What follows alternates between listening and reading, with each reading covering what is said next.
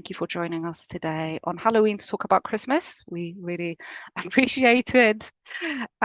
So I am Stella. I'm the Partnerships Director here at Forward Action. I'm joined today by the wonderful Florence, who's actually in the same room with me to my right. Florence will be supporting us today in the background. And obviously the brilliant Jess, who will be our speaker today. I'm going to introduce Jess in a bit more properly. Many of you, I think, on the call today know who we are, but just for those who don't, we are an employee-owned digital mobilization agency. We work with progressive causes, so that's charities, NGOs, different movements, to help them maximize their impact through digital. So what we do is we develop and launch digital strategies, campaigns, tactics, lots of different tools to help our partner charities find and grow their agencies online and deepen their engagement with them, whether that's through fundraising, through campaigning, other kind of activities. Ideally, everything. Ideally, you bring everything together. And everything we do is data-led. Everything we do is insight-led, which is where today's topic comes in as well. We know that many of you or many colleagues in your teams are very busy during this time planning or putting the final touches on your Christmas fundraising campaigns. And we also know how much expectation there tends to be on campaigns at this time of year, because for many charities, you get a good chunk of your income at Christmas or through your end of year appeals. You often get your highest average donations at this time, or maybe the biggest number of donors decide to engage with your campaign. So there's huge pressure to get everything right. What we find is that people often spend a lot of time trying to perfect everything from the get-go, your messaging, your copy, your segmentation strategies, and then you don't really allow enough time in your planning for testing your campaign. And that's where we often see really great results. So we see time and time again how testing and optimizing as you go really helps you to edge closer and closer to your target, like almost like day by day. And we're all lucky that we work in digital and we can actually do that. The digital affords us that opportunity to optimize as we go and kind of see the results change live. So we have Jess Hodge here today, our digital strategy manager here at Forward Action, who can talk about this in much more depth and detail than I can. Jess has been with Forward Action for almost 3 years now, and she's worked with some incredible organizations like the Children's Society, Turn to Us, Dementia UK, Amnesty International. Some of you are here today. Hello. And she's led some really incredibly successful strategies and campaigns. So I will hand over to Jess in just a moment. I just want to do a bit of housekeeping before we get going. At the bottom of your screen, you can enable closed captions. Let us know if you have any issues with that. We also have time for a Q&A at the end, so please ask any questions you have in the Q&A box again at the bottom of your screen. We do take note of all of them and try to ask as many as possible at the end. Feel free to keep using the chat during the session to share your thoughts and reflections. We do have a few polls and kind of quizzes coming up, so please do use the chat when prompted. If you have any tech issues, let us know. You can message us kind of panelists and hosts directly, and we will look into it for you. And just a reminder that this session will be recorded and you will get a link to the recording. We're hoping sometime next week. I will now hand over to Jess. Over to you, Jess. Thank you, Stella. Okay. Brilliant. Okay, so to start us off on the webinar, we'd love to start with a poll and to find out from everyone how far along you are in your end of year testing plan. Maybe you've not started, maybe you've done a bit of planning, maybe you've not thought about it at all, maybe you're all set and ready to go. You should be getting a poll coming up on your screens now. There's no wrong answers. We'd love to gauge where everyone is in the room.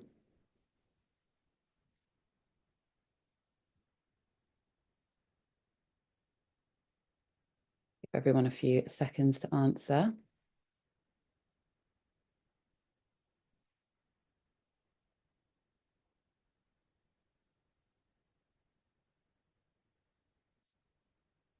Okay. Great. So we see that a few people have made a start. Well, most people have made a start, which is really great to see. But there is a good chunk, about 24%, who haven't thought about it yet, and 12% who are all set, which is brilliant. Nice. And yeah, hopefully, no matter where you are in your end of year testing plan journey, today's session will give you lots of inspiration or additional things to think about if you are already a way down the line. But a second poll question is kind of bigger, thinking about testing more generally. We'd love to know what are your biggest barriers to running tests at your organization. Again, a poll question should come up. We've got a variety of answers. It's multiple choice, so feel free to tick as many as apply to you and your organization.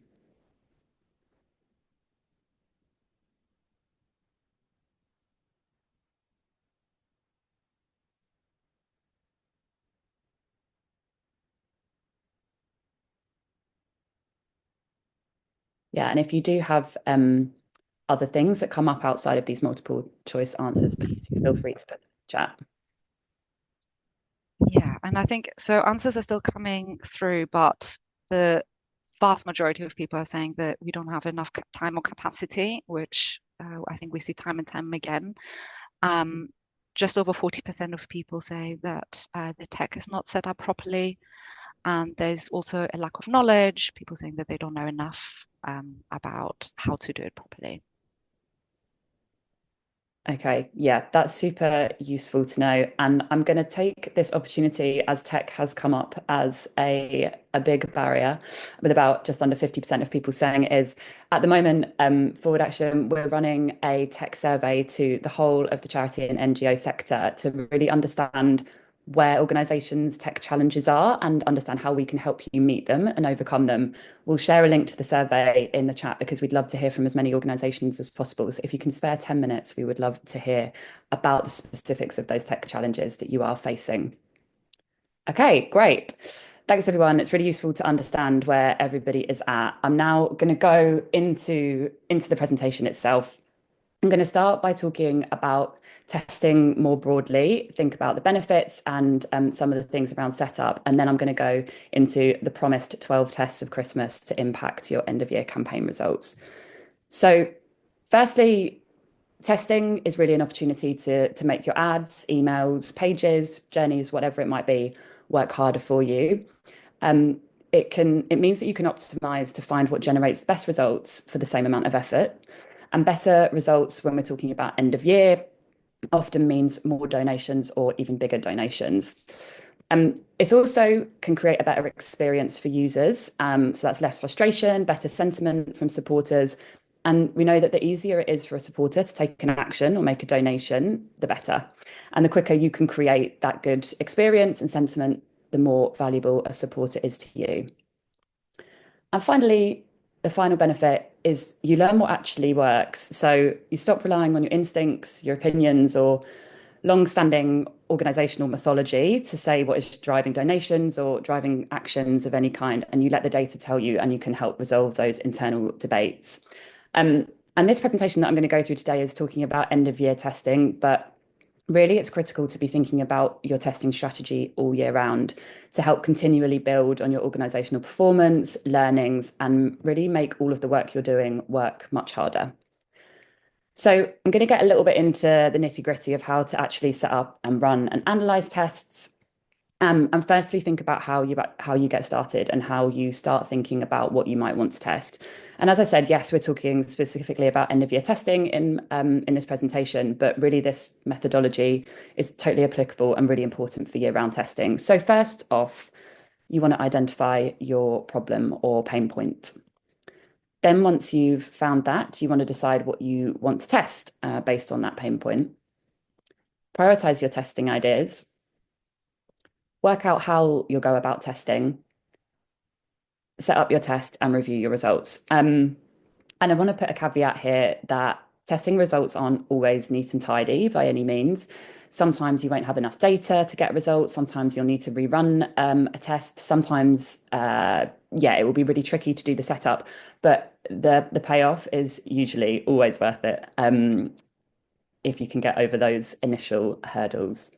So I'm going to go through each of these steps in a bit more detail. So First off, identifying your pain point, or I suppose opportunities, if you're a more positive person, of where you can go about improving conversion rates. So this on screen now is an example of a typical acquisition or lead gen journey we might work with a partner on. And you can see in this journey from Facebook ad through to the sign up page, through to asking someone to donate, through to the ongoing emails they might receive. There's a host of opportunities for pain points to occur or things not to work as well as you'd like them to. Um, this is a really good moment, I think, to underline as well the importance of tracking and reporting, because in order to see the pain points that you have in your journey, you need to be able to see the right data and metrics to understand where things are falling down, where things aren't hitting those performance benchmarks that you'd like them to. So once you've just understood where your pain point is in a journey, you can decide what you want to test.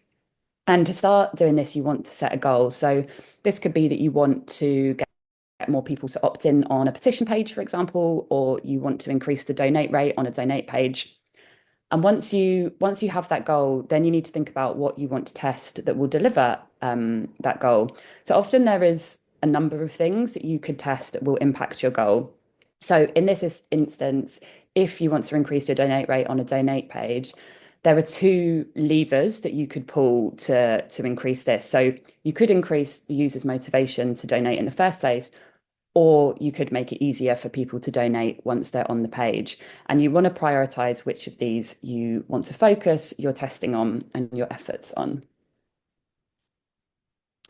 So next up, we need to prioritize our testing ideas. So in this example, I'm thinking about choosing to focus on making it easier for somebody to donate once they're on the donate page.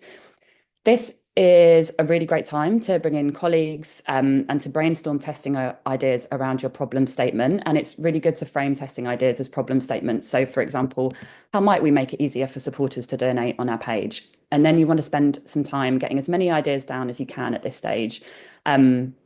So this could be changing the layout on the form or reducing the number of fields or adding a new payment method. And then you want to prioritize those testing ideas, and you can categorize them based on the amount of effort they might take to implement and to set up versus the impact that they could have on results. And we sometimes use a matrix like this where we give each test idea a score, which is an impact score minus an effort score.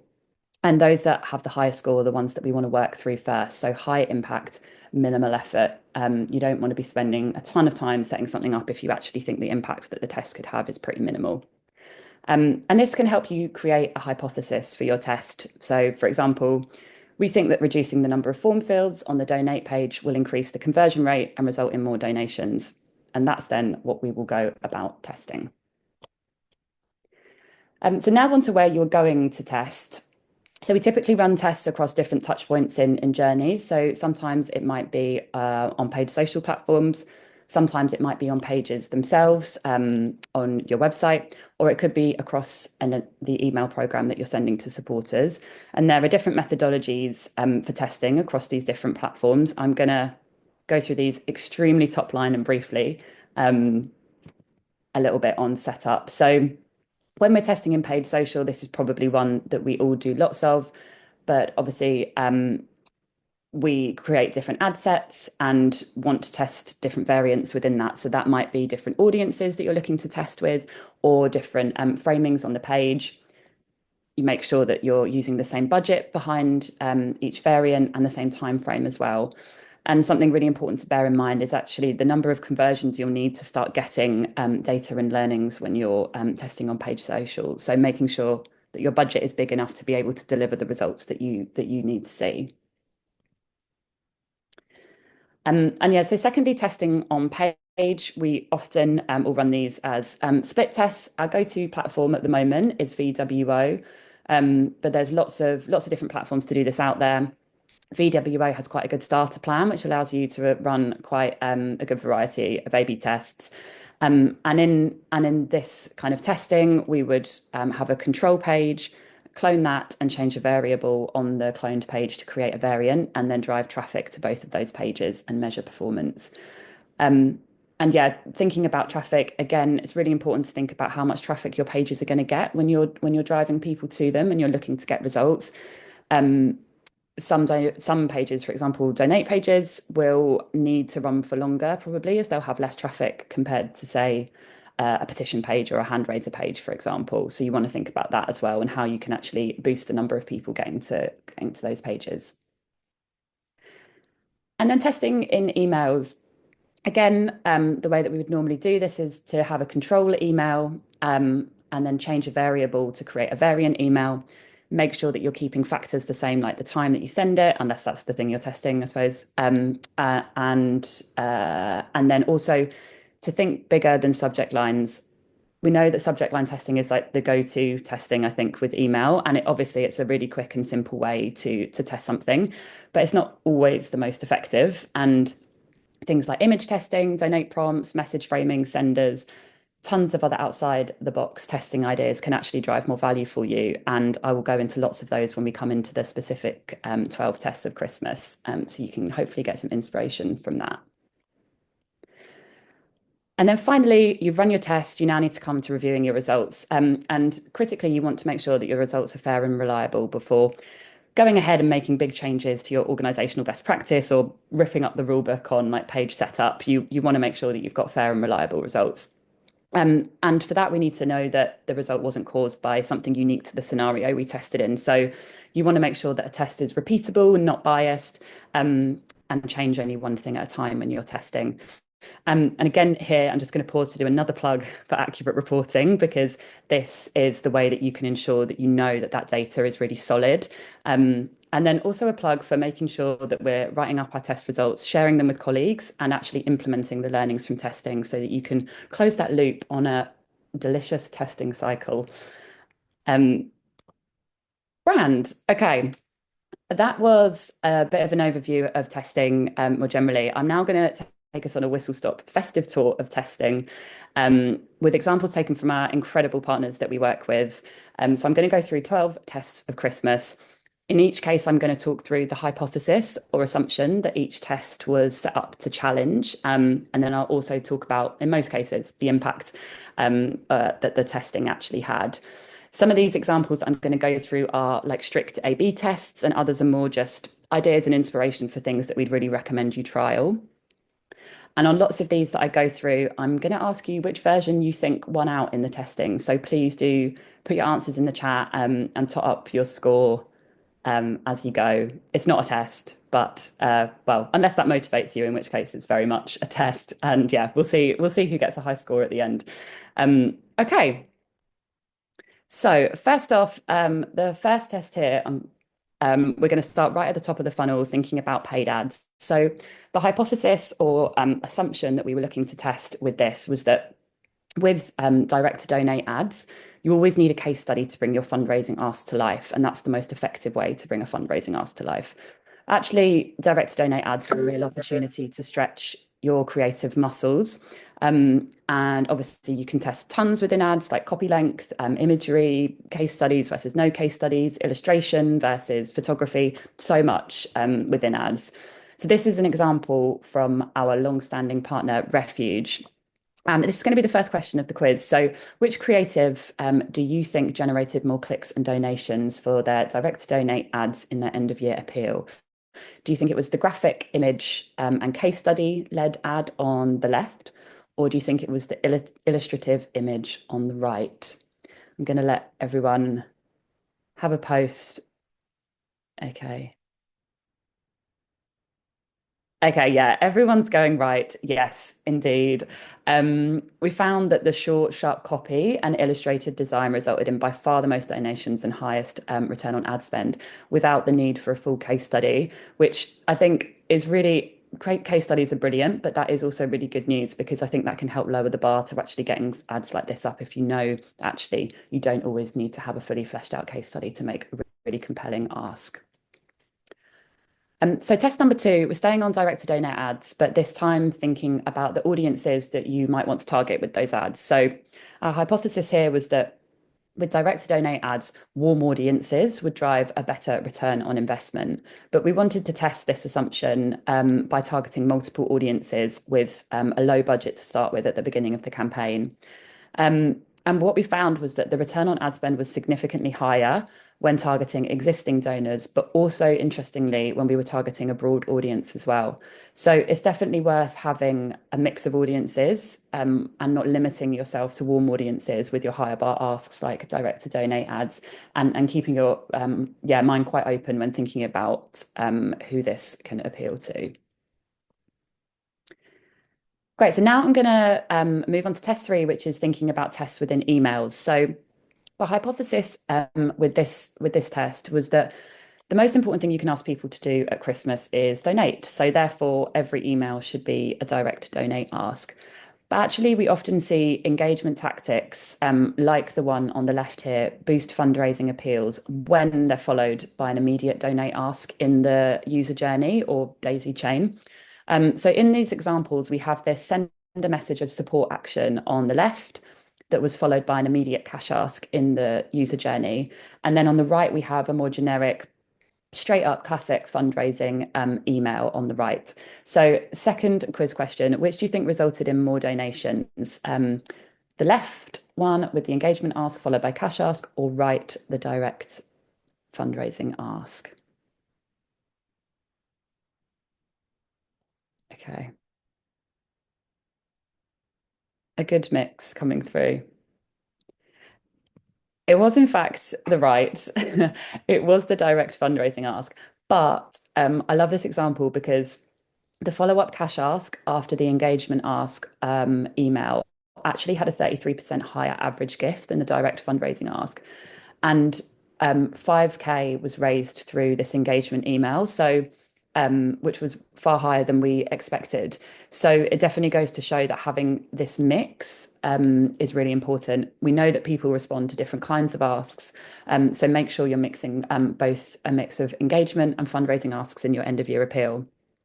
And really crucially, ensure you follow every engagement ask with a donate ask straight away in the user journey or daisy chain. We know that people are often primed to want to give when they've taken an action that's made them reflect on their values or motivated them to act. So don't miss the opportunity to ask them to give at that point as well. So sticking with email, and this time thinking about the framings that you want to draw out in email. So hypothesis here was that we know that emotion drives action. And we think that outrage is one of the most impactful emotions that you can tap into to drive action. But end of year appeals are a really great time to test message framings in emails, but also ads as well. And it can be a real learning opportunity to explore how you should talk about and frame an issue area to supporters. So this is a test we ran with a partner on their end of year emails. And so, third question of the quiz, which do you think resulted in a higher click rate? Was it the outrage framed email on the left or the optimism framing on the right?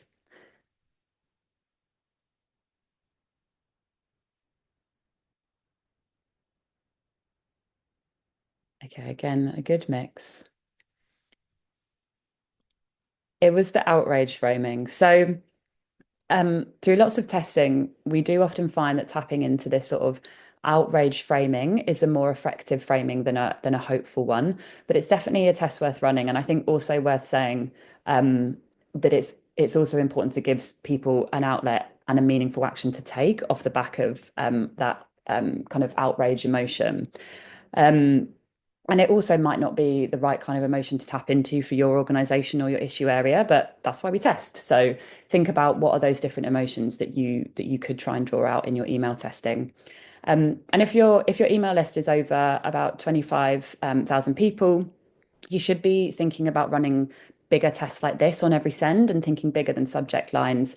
You can ideally test on small segments of maybe 5 to 10K. Ideally, leave those tests to run for 12 to 24 hours and then roll out the winning version to the rest of your list. And you can use metrics like click rate, action rate, and donate rate to compare the results. So sticking with email again, but this time thinking about donate prompts within emails. So our hypothesis with this test was that if we personalized our emails and recognized previous generosity from donors, it would lead to a higher response rate and more income. And the result was that yes, this is absolutely the case. Really encourage you to test this. So end of year testing has shown us that segmenting out your higher value donors, giving them higher value prompts, leads to a higher average gift, but that it doesn't negatively impact your donate conversion rate. So the way that we have done this previously with partners is segmenting your list into non-donors and low value donors, mid-value donors and high-value donors, and then showing each of those audience segments a different set of prompts, so low, medium, and high, and comparing them against a mixed control group. Some email tools or some tools allow you to do this automatically, and will allow you to set custom prompts for donors based on their like previous highest donation. That's in a very much ideal world. We know that often this is about a long slog of manual segmentation to do this, but it's so worth doing it, because you can see from this partner's results that doing this segmentation increased the cash donate rate significantly, the overall average gift significantly, and also the overall income per recipient as well. So definitely a test worth putting a bit of time into and segmenting out your donors there. And so our hypothesis with this test, we're talking about reactive emails now, but our hypothesis here was that when it comes to end of year fundraising appeals, it's best to have a plan and it's best to stick to that plan at all costs. But actually, testing planned versus reactive emails during an end of year appeal has really shown that having that mix of asks is incredibly important.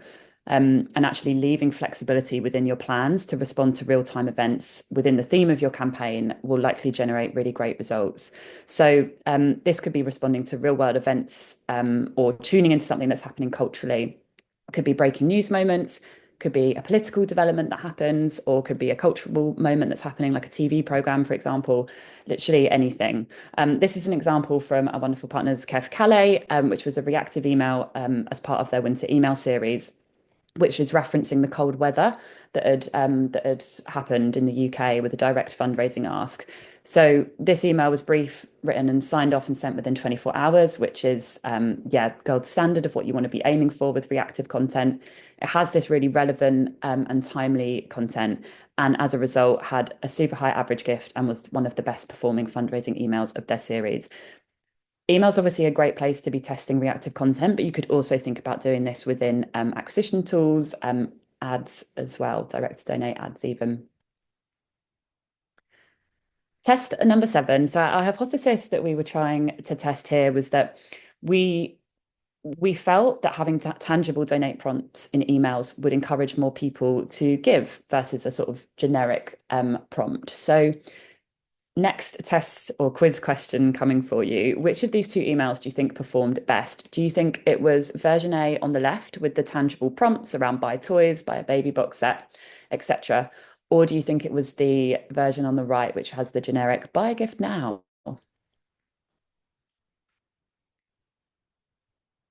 Okay. Again, a mixture, but mainly people saying left. Yes, so it was indeed the one on the left. So the result here was that the specific tangible amounts in the buttons helped increase the amount that people gave. And you could obviously test this in emails, but also on donate pages themselves. And in this test, the average gift was significantly higher for the tangible prompt amount versus the generic buy gift one. So this, again, another great one to test within your emails.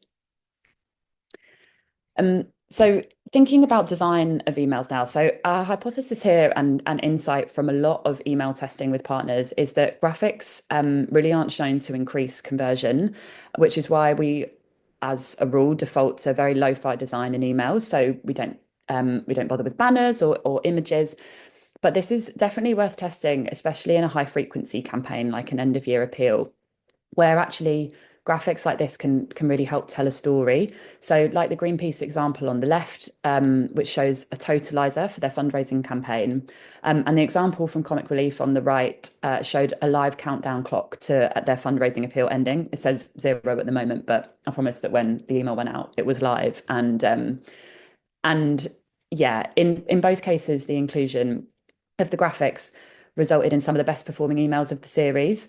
And I think worth saying, you might you might not have designers that can whip up a GIF like Greenpeace on the left, but there's a lot of sites where you can use like really low cost tools to create things like live countdown timers and personalized graphics for landing pages and emails. My personal favorite at the moment is Nifty, Nifty. And yeah, it's super easy to use and insert into your emails. And these creative elements can have a great impact on clicks and conversion rates when they help tell that story about an appeal or the timeliness of a campaign or ask. And yeah, they're just novel and fun as well. So test number nine, moving on to thinking about acquisition and supported recruitment at this time of year. So our hypothesis here was that it's better to ask for money directly at Christmas than to bother trying to build your email list. And this is because we know that cost per subscribers can increase in the run up to Christmas with increased competition and yeah, for all the reasons we know. But we've actually found that by using hand raisers or petitions and adding a seasonal donate ask in the daisy chain or immediate user journey, we can see an increase in donate rates and average gift. So I do think that it's worth thinking about and testing if end of year can be an effective time to recruit new opted-in supporters and convert them to give, especially if your cause or issue area lends itself to this time of year. Perhaps this is a particularly tough or busy time of year for your service users or beneficiaries, or perhaps you can talk about the colder weather like Care for Calais and how that has an impact on the work that you're doing. This is an example from our wonderful partners, Dementia UK. They decided to test a Christmas themed hand raiser to recruit new supporters and convert them to a regular GIF. And they placed particular emphasis on people with dementia, not and their families not feeling alone at this time of year and being able to get the support that they need. It's definitely something to think about if this could work for your organisation and whether actually acquisition is something to think about rather than pure direct fundraising. And test number 10. So we're moving on to tests on donate pages themselves now. And our hypothesis with this test was that by including social proof on the donate page, this would increase the conversion rate on the page and increase the average gift as well. So by social proof, in this instance, we mean telling a supporter how much people give on average and kind of giving them that little insight into what other people are doing. So, next quiz question. Which of these do you think won out here and resulted in a higher donate rate and value of gift? Do you think it was the control on the left or the variant on the right?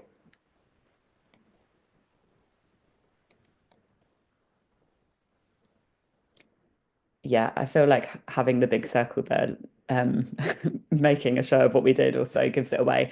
But yes, it was the variant on the right, which resulted in a higher donate rate and average gift by using that social proof. And this was on a cash ask, but it can also be used for regular giving or membership asks as well. So in this test, we saw that by adding in this social proof, most people give £2.66 per month, resulted in a 66% increase in donate rate. And tests like these that you're running on your donate pages or any pages actually, it's a really great idea to be running these throughout October and November in the run up to kind of proper end of year, to get those statistically significant results and then roll out your best performing variants for the key giving dates throughout December. I'm aware I'm saying that on the 31st of October, but fear not, like there's plenty of time to be testing throughout November and also throughout the whole year, and maybe something to think about for next year as well is how early actually it is a good idea to start doing your testing so that you really go into the end of year period knowing that you are leading with all of your best performing variants. And so test number 11. Our hypothesis that we wanted to test here on this donate page is that using this pay it forward style messaging, it would increase the upsell rate on the page and therefore the overall income. So you can see here the copy talks about people being priced out of the fight because of the cost of living crisis and asks people who have already got through to the donate page to increase their gift. So, do you think that we were able to double donations through this test? Please either put yes or no in the chat. And this is the final quiz question. So it's really all to play for at this point.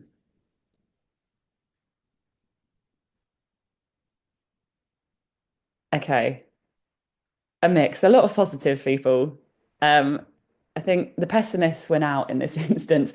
We didn't manage to double donations, but the variant did significantly improve the cash donate rate and overall income, and it was rolled out as a winning variant. It's just that we weren't able to double donations there. But I would really suggest thinking about whether you can trial wording like this to invite supporters to increase their gift at point of sale, because it's definitely something worth testing and thinking about it as an upsell opportunity. And the final test, so we are doing lots of very exciting testing on WhatsApp at the moment and thinking about whether we can leverage it as an engagement and fundraising tool at end of year with some of our partners, as you can see on screen. So our hypothesis with this testing is that WhatsApp will mirror SMS conversion rates that we know tend to be higher than email conversion rates in terms of opens, action rates, conversions, all of that. And therefore, we hope to be able to test and use WhatsApp as an effective channel for end of year fundraising moving forward. So this is quite a new testing area for us. And obviously, we haven't got into the full swing of end of year fundraising yet. So I don't have specific results to share with you. But indicative results look promising, particularly for kind of engagement asks that can be followed by donate asks. And we find that these asks can obviously be a really great source of like case studies and stories from your networks that can also go on to power campaigning and advocacy work. So we'll keep you posted on how end of year fundraising goes on this channel. Yeah, we'll keep you posted with all of that and share the results when we can. So thanks everyone. That was a whistle stop tour of testing.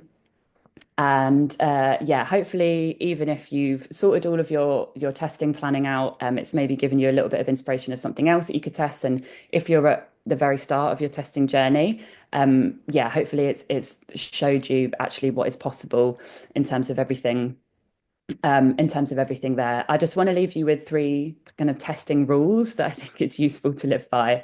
The first is what I've said a couple of times, but definitely think about the traffic that your pages are going to be getting. Are you going to be able to reach get enough people there and reach your conclusions in the time that you'd like? Try to run a test more than once before making big changes, so you know that it can be repeated. And also, really importantly, not all tests will lead to an improvement or get a clear result.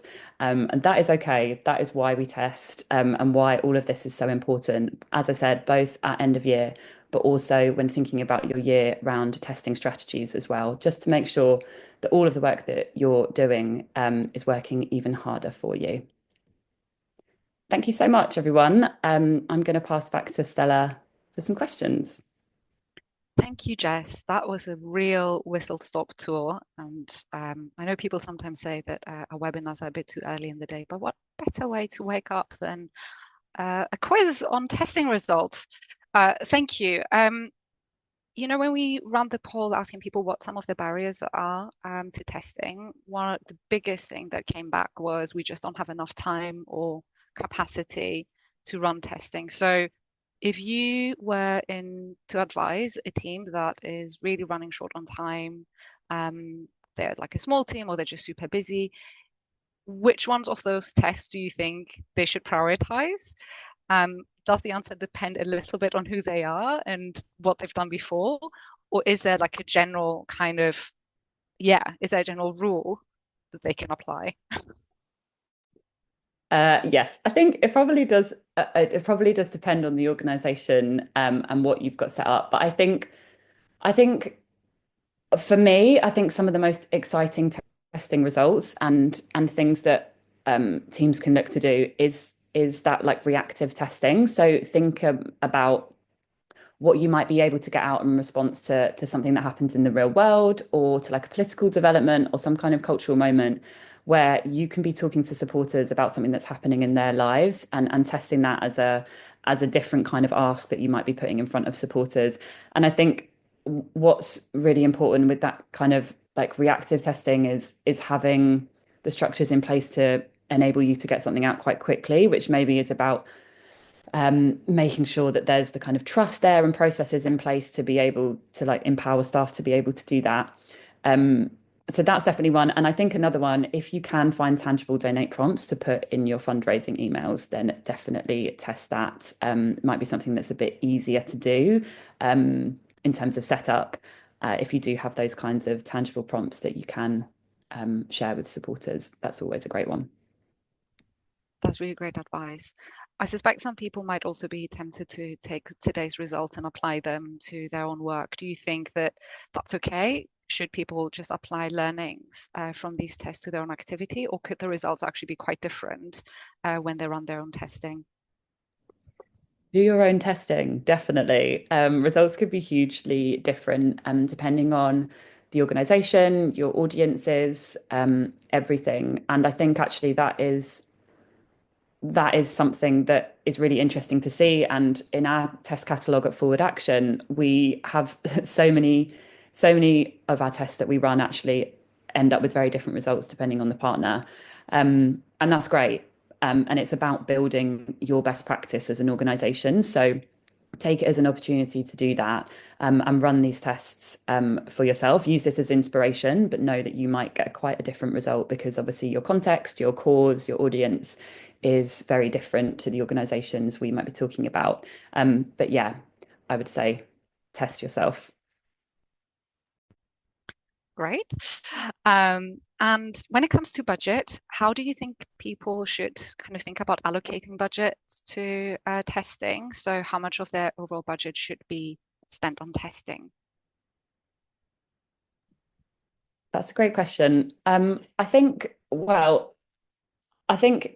one thing, the main thing that may need budget is actually making sure that you have an appropriate platform in place that can facilitate the testing that you want to do. Um, but actually, testing can be quite low budget. I mentioned VWO, which is a platform that we use. We've cycled through a few platforms, I think. But VWO has quite a good like free starter plan, which allows you to run various different A/B tests. So for like that on-page testing, um, that's quite a good cost-effective way of having a platform set up. And some of these things can obviously be done within your gift without budget. I think when thinking about sort of testing with like media spend, it's really dependent on the budget that you have available. But if you want to run the test longer term, for example, maybe thinking about initially spending like 5 to 10% of your budget on that very initial testing, and then to kind of iterate from that and know that you're spending the majority of your budget on the winning variant is really important. Perfect, thank you. And you've mentioned a couple of useful links to different platforms that we use. If people are interested, we can include them in the follow-up email that we send next week with a recording. We can link you to all the different tools and platforms that we use in case they're useful to you. Okay, these were kind of the broader questions. We have some more specific ones on the tests that you shared with us. One is on the outrage versus hope test. And somebody's asking whether that framing is dependent also on the time of year, like the results are dependent on the time of year. So Christmas being a more hopeful time, could we kind of assume that maybe the hopeful messaging would perform better? Have you seen any results that might support kind of the climate playing a role in results? Yeah, this is one where we have seen mixed results with partners, but I think overall across most causes I can think about, whenever we test a sort of hopeful framing versus a sort of an outrage framing, outrage does perform it as long as I said, it's followed by a meaningful action to take and somewhere to channel that outrage or anger at the system or whatever is not working. Um, I do think though that is it's an interesting point about Christmas, and I think also maybe the New Year as well when so we often talk to partners about testing framings which are quite hopeful in January specifically, and tying that to thinking about people setting New Year's intentions or setting goals for the year. People could be in that more sort of hopeful, positive mindset. I think it's definitely one to test because I think it is so dependent on your issue area. But the test that we shared was an end of year was an end of year appeal, and that did have that outrage framing that performed better than the hopeful one. Um, but I think, yeah, I do think maybe January could be a more sort of positive time of year for that. But again, I think do just test it, and see what works for you in the time of year. Yes, definitely. Thank you for that. Um, Somebody's asking about, test number 10, which was the social proof one. When we it came up with people who have been giving, I don't know, £2.66.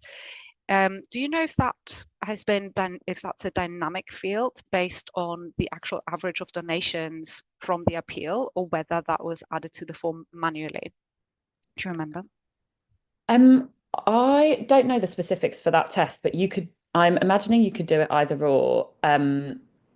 I can get back to you on how that one was set up, but I think often with other tests where we've run social proof tests like that on page with partners, we have just done it as manually working out what is the one-off average gift that partner sees. And then, yeah, and then popping that on the page. It would be amazing if it could be a dynamic field um, that changed with the average gift changing. But I think in most instances we have to do that manually. And obviously you can always go in and change that if that does change.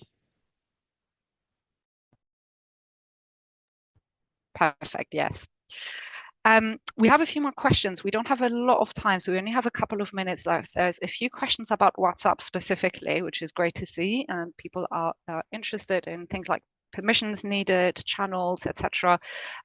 We are As Jess mentioned, we are currently running a couple of tests on WhatsApp. So we're hoping to to run a webinar on our findings very soon. But we will try and include again some kind of tips and insights when we do the write up on our website. So we will address those questions then. There was one question around acknowledging mid versus high level donors. And I suspect that's to do with more kind of like the onward journey, and whether you have any kind of tips about that. Yeah, so I think just where our testing has shown us that wherever you can reference a supporter's previous generosity and then ensure that the prompts they are receiving align with what they've given previously, you will see better conversion rates and also average gift as well, as opposed to just showing everyone your standard set of prompts. In I keep saying it, but I think in an ideal world and on some platforms, you the tech allows you to be able to make that super personalized to the supporter. So it will on the donate page and all the way through the supporter's journey, it will reference and ask them to donate an amount that will reference their previous gift that they've given. Um, but often we don't have that kind of wonderful tech in place, and it is about that manual segmentation. But if you can reference it in emails, brilliant. Even if it's just to say you've previously given, even if you don't have to include the amount that somebody's given, but then just make sure those prompts are tailored. That's brilliant. And if you can pull it through for the whole journey, that's obviously ideal. But I think often it's just thinking about how that donate ask can be tailored to those audiences. Perfect. Thank you, Jess. There was one more question that we didn't get to, and it was about your thoughts on offering multiple price points in email versus a single CTA. But I think that question was asked before you shared that specific test. But obviously, if you have any more questions on that, please do come back to us and we will reply. That's it for today. Thank you so much, everyone. Thank you, Jess, for a really insightful presentation. Thanks, Adam. And a reminder that we will be in touch next week with a recording and the write-up. If you do want the slides, drop us a line and we will send them to you. We are currently planning another webinar for November. Details are just being confirmed, but keep your eyes peeled because that will be a very useful one for those of you who are interested in kind of integrated multi-channel campaigns. But thank you so much for joining today. Enjoy Halloween if you celebrate it, and let us know how you get on with your testing.